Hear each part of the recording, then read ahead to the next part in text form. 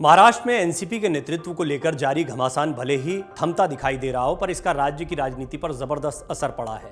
दरअसल शरद पवार की ओर से पार्टी के अगले अध्यक्ष का ऐलान न किए जाने और अपना इस्तीफा वापस लेने के फैसले को लेकर उद्धव ठाकरे के नेतृत्व वाली शिवसेना ने पहले तंज कसा था। अब इसे लेकर खुद शरद पवार ने बयान दिया है कि उद्धव शिवसेना को किस तरीके से उनके खिलाफ बयान दे जाता है ये, या कैसे आड़े हाथों वो उद्धव ठाकरे को लेते दिखाई दे रहे हैं।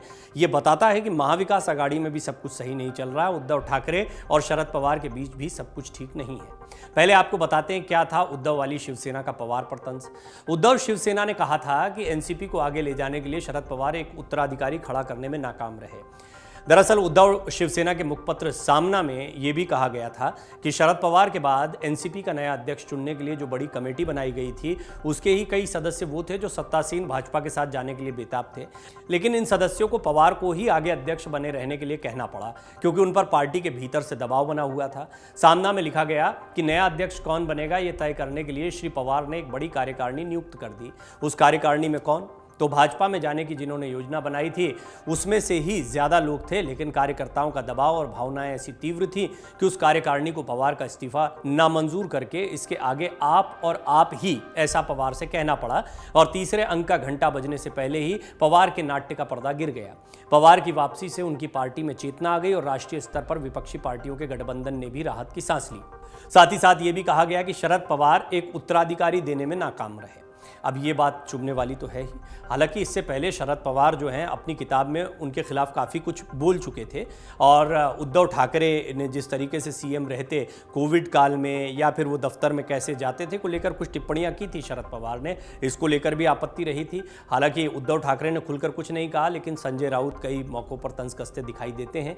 अब शरद पवार ने इसके बाद फिर पलटवार किया है। क्या कहा उन्होंने सामना में छपे लेख पर, वो आपको बताते हैं। सतारा में पत्रकारों से बातचीत के दौरान पवार ने कहा कि वो और उनके पार्टी नेता दूसरे क्या कहते हैं इस पर ध्यान नहीं देते और न ही ऐसे लेखों को अहमियत देते हैं, क्योंकि हम जानते हैं कि हम क्या कर रहे हैं। सतारा में पत्रकारों से बातचीत के दौरान पवार ने कहा कि एनसीपी में सभी को पता है कि पार्टी को कैसे आगे ले जाना, और उन्हें यह भी मालूम है कि पार्टी का नया नेतृत्व कैसे खड़ा करना है। सामना के लेख को लेकर सवाल पर पवार ने कहा कि हम ऐसे लेख को कोई अहमियत नहीं देते, ये लिखना उनका नजरिया है, लेकिन हम इसे नजरअंदाज करते हैं। हमें पता है हम क्या कर रहे हैं और उससे संतुष्ट हैं।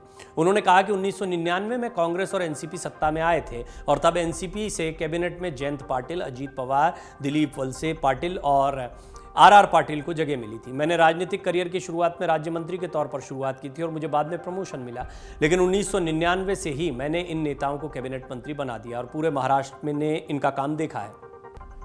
संजय राउत ने भी शरद पवार पर बड़ा वार किया था। शरद पवार की आत्मकथा को तवज्जो नहीं देते हुए संजय राउत ने कहा था, मैंने किताब नहीं पढ़ी, मुझे इसे पढ़ना है। लोग एक किताब को 2 दिन में पढ़ते हैं और फिर वो लाइब्रेरी में चली जाती है। शिवसेना प्रमुख उद्धव ठाकरे बहुत जल्द इस पर इंटरव्यू दे रहे हैं। उसके बारे में जो लिखा गया है वो उसका जवाब देगा।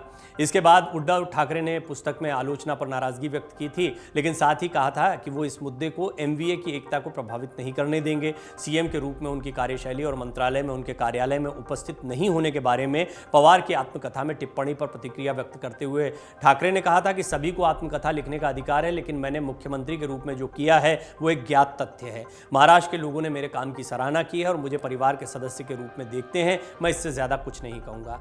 अब महाविकास आघाड़ी पर इसका क्या असर पड़ता दिखाई दे रहा है? एक बात तो बहुत स्पष्ट है, शरद पवार खुद भी कह चुके हैं कि महाविकास आघाड़ी आगे रहे ना रहे ये तो आने वाला समय बताएगा।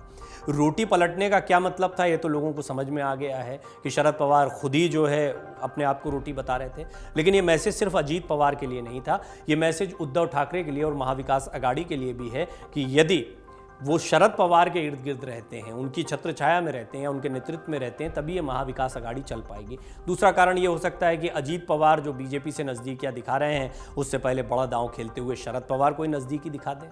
कहना बड़ा मुश्किल है, उन्हें पहले अपनी पार्टी को बचाना है, बाद में एमवीए और बाद में फिर राजनीतिक समीकरण। कुल मिलाकर उद्धव ठाकरे शरद पवार के बीच में सब कुछ ठीक नहीं चल रहा है। हाल के बयान तो यही बताते हैं। मन से उजाला कर चले, मन से उजाला कर चले, एक अमर उजाला कर चले।